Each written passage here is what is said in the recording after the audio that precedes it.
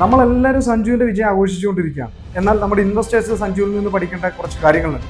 അതായത് ഒരാഴ്ച മുമ്പ് വരെ സഞ്ജുവിൻ്റെ കരിയർ ഇങ്ങനെയായിരുന്നു. പ്രശ്നങ്ങളായിരുന്നു. ഇവിടെ ഫോമില്ലായ്മ, മീഡിയ ബാഷിംഗ്, ഇതെല്ലാം ഇദ്ദേഹത്തെ അഫക്റ്റ് ചെയ്തിട്ടുണ്ട്. ഒരു പക്ഷേ അദ്ദേഹത്തിൻ്റെ കരിയർ വരെ സ്റ്റോപ്പ് ചെയ്യാനുള്ള എല്ലാ കാര്യങ്ങളും കഴിഞ്ഞ കുറച്ച് നാളായിട്ട് അദ്ദേഹത്തിൻ്റെ ലൈഫിൽ സംഭവിച്ചിരുന്നു. പക്ഷേ നമ്മൾ ഇന്ന് നോക്കുകയാണെന്നുണ്ടെങ്കിൽ ഈ 0-ൽ നിന്ന് 100-ലേക്ക് അദ്ദേഹം കുതിച്ചു വന്നു. അതെന്തുകൊണ്ടെന്ന് വെച്ച് കഴിഞ്ഞാൽ അതിൻ്റെ പിന്നിൽ അദ്ദേഹത്തിൻ്റെ ഡെഡിക്കേഷൻസ്, അദ്ദേഹത്തിൻ്റെ ഹാർഡ് വർക്കിംഗ്, ഒരുപാട് കാര്യങ്ങളുണ്ട്.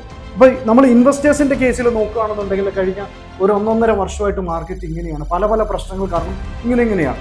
ഇവിടെ നമുക്ക് ഇതുപോലെ തന്നെ മനസ്സുമടുത്ത് നിർത്തിയിട്ട് പോകുന്ന ഒരുപാട് ആൾക്കാരുണ്ട്. അവർക്ക് പറ്റുന്നതല്ല ഈ വിജയം, അല്ലെങ്കിൽ അവരർഹിക്കുന്നതല്ല ഈ വിജയം.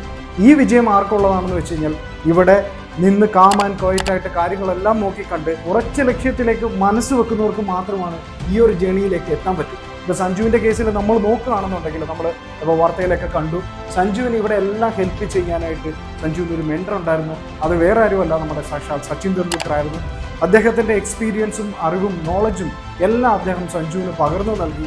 അതൊരു ഊർജ്ജം, അദ്ദേഹം ആ ഊർജ്ജം ഉൾക്കൊണ്ടുകൊണ്ട് അദ്ദേഹം 0-ൽ നിന്ന് 100-ലേക്ക് എത്തി. അതുപോലെ നമ്മുടെ ഇൻവെസ്റ്റ്മെൻറ്റ് ജേണി സക്സസ്ഫുൾ ആക്കണമെന്നുണ്ടെങ്കിൽ സഞ്ജുവിൻ്റെ ലൈഫിലുണ്ടായ പോലെ സച്ചിൻ തെണ്ടുൽക്കർ നമ്മുടെ ലൈഫിലും തീർച്ചയായിട്ടും ഉണ്ടായിരിക്കണം.